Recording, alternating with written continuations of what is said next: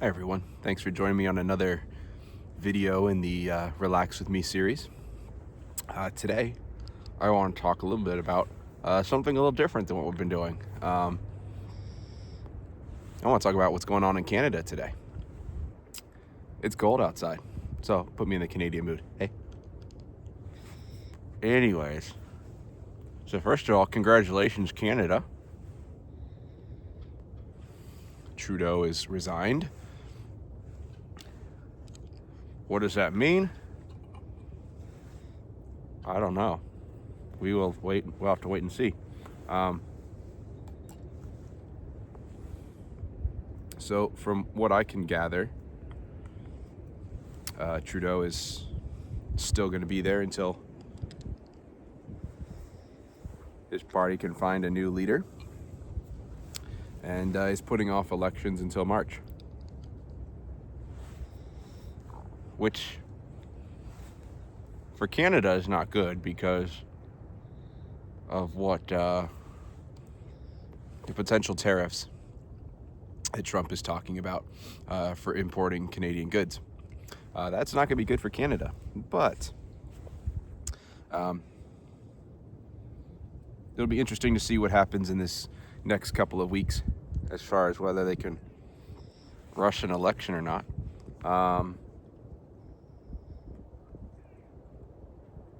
But the reason I want to talk about what's going on in Canada is because we're coming off of a time where, despite what a lot of people think here in the United States as well, you know, we have not supported, we've shown that by electing Trump, that the sort of the liberal agenda, the equality for all kind of thing, people are getting tired of it, because equality for all, there's never going to be equality for all. In fact, what it's done is it's just shown that if you're not part of the haves, you will be part of the have-nots. The middle class in both countries is disappearing, and I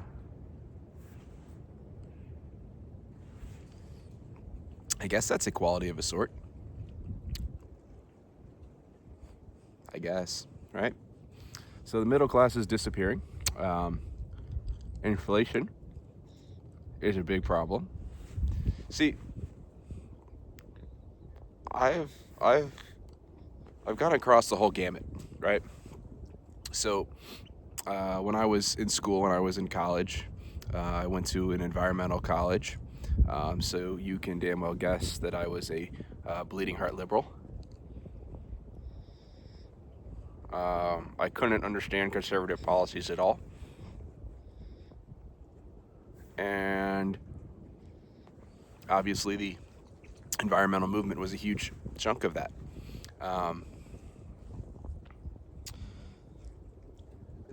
Don't get me wrong, there's definitely valid points to the environmental movement. But what it's become, I don't like. So instead of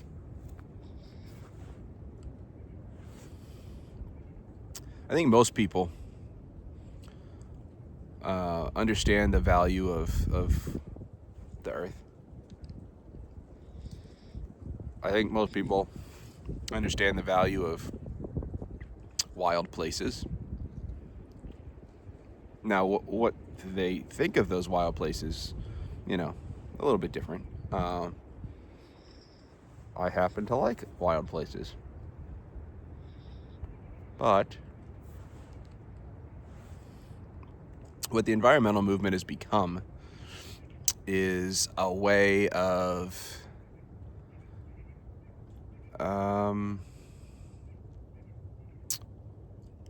I guess, shall we say, further dividing the classes. And the Canadian election is a huge example of that, right? So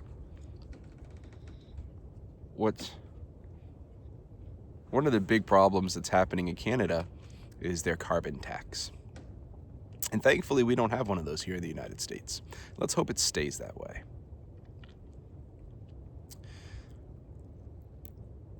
So to the best of my understanding, carbon taxes are affecting prices of food all the way from the farmer to the end store where people buy it. And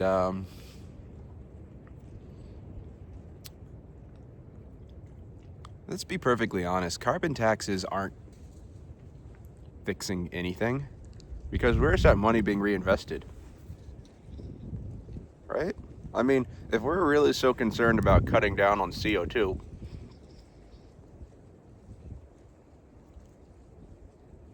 wouldn't we be wanting to provide the world with greener energies? Instead, we're saying that we can't, and this goes for both here in the States and in Canada, we're saying that we can't produce energy here in this country, or up in Canada, because it's not green. We don't want to deal with the repercussions of, harvesting those resources. But we're okay with, let's say, Russia doing it, which is far more destructive, worse for the planet, and the quality isn't as good as what we could produce here, and we have better environmental standards here in the West.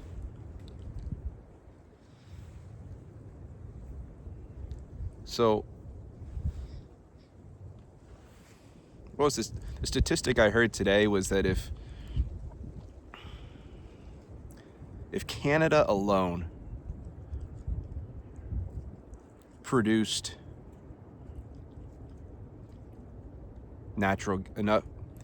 actually harvested the natural gas that they have and sold to, not only took care of the Canadian economy, but also then sold that in the US to developing countries like India, it would be more effective in cutting down CO2 than if the entire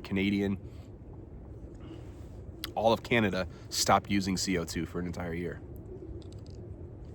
Stopped producing CO2 for a full year. So if we actually cared about the environment, wouldn't we be doing things like that? Providing better alternatives to coal burning and things like that? It seems like we would, right? I think what we have more so of is a case of NIMBYism. If it's getting windy out here and trees are creaking. Oh,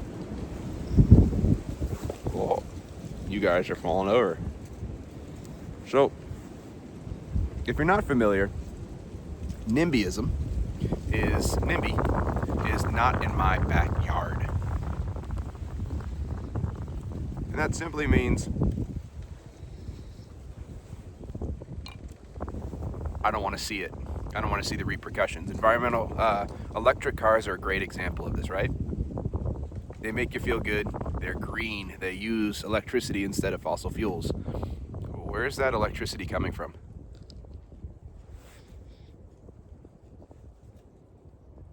Yeah. You have to burn something to produce that electricity. What about the strip mining that's occurring in Africa to get the resources for those batteries to produce all those vehicles? You just don't see it, and so you feel better about it because we're told electric energy is green. Never mind how you get it, it's green. That's a great example of NIMBYism.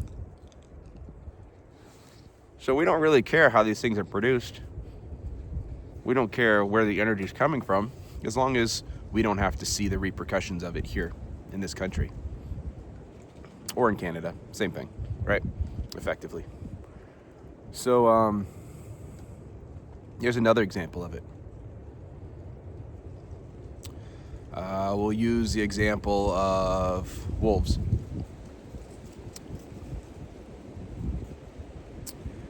Now, New York, where I am, this is a very liberal state.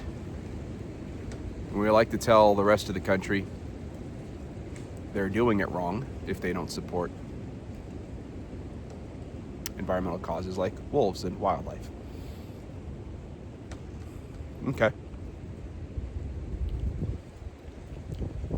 What does New York think about releasing wolves back into the state? They don't want to hear about it. They don't even want to talk about it.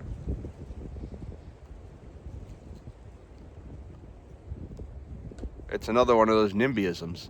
The idea of wolves coming back is great. Over there, not here. Right? So this is a big problem in the environmental movement, is NIMBYism. We like the ideas of things, we just don't want them happening here.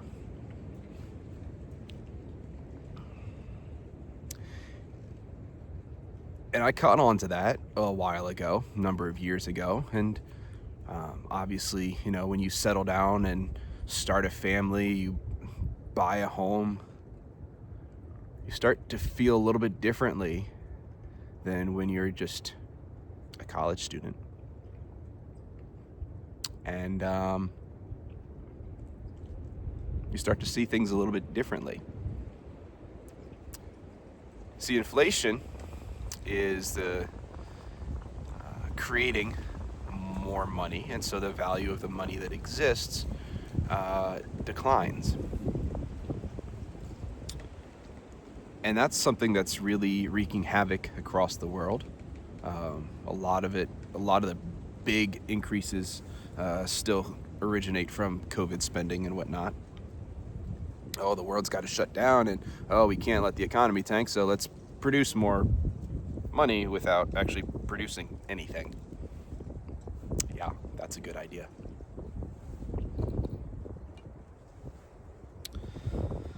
The US dollar is not really tied to anything other than the faith of the US government, which, yeah. The Federal Reserve, who prints our money, Federal Reserve Bank, is not federal. They're not a reserve. They don't have a stash of money set aside. They just print it on demand effectively. And they're not a bank because they're not a bank. So, you know, there's that whole misnomer. And, you know, what we're effectively seeing is the creation of inflation, which is diminishing what the average person can afford. Spending more on food, more on the bare necessities of life. Housing costs are going up, rent's going up. And again, rent going up, not necessarily greedy landlords. See, if everything, property taxes, energy costs, utility costs, all that, if all that's going up, that landlord still has to pay it. Which means rents have to go up.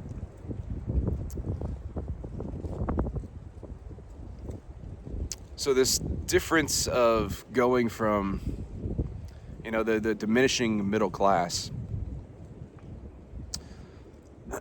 a lot of it comes back to this, and we hear liberals talk about this all the time, right? Tax the rich, tax the rich, tax the rich their fair share. They need to pay their fair share. I've said this in a previous video.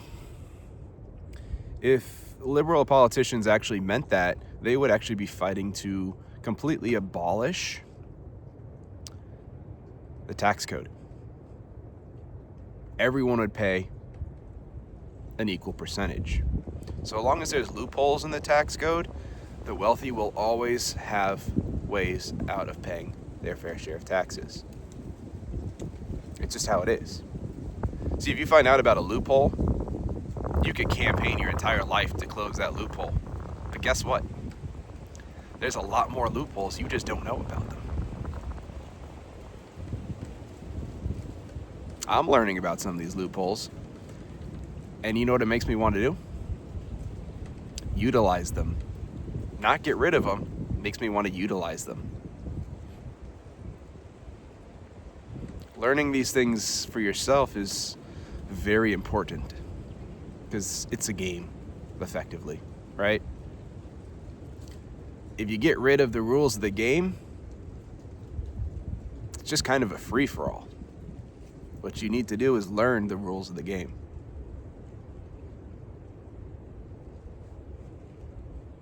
I don't know. These are all things that I'm learning.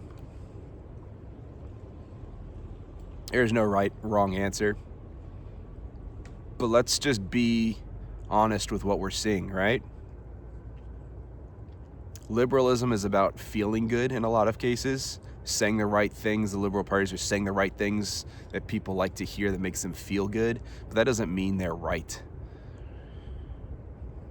It's using slogans that make people feel good, which are destroying the middle class. And you're either going to know them and get richer, or you're not going to know them and you're going to get poor. And if you have a family, you don't want to be poor.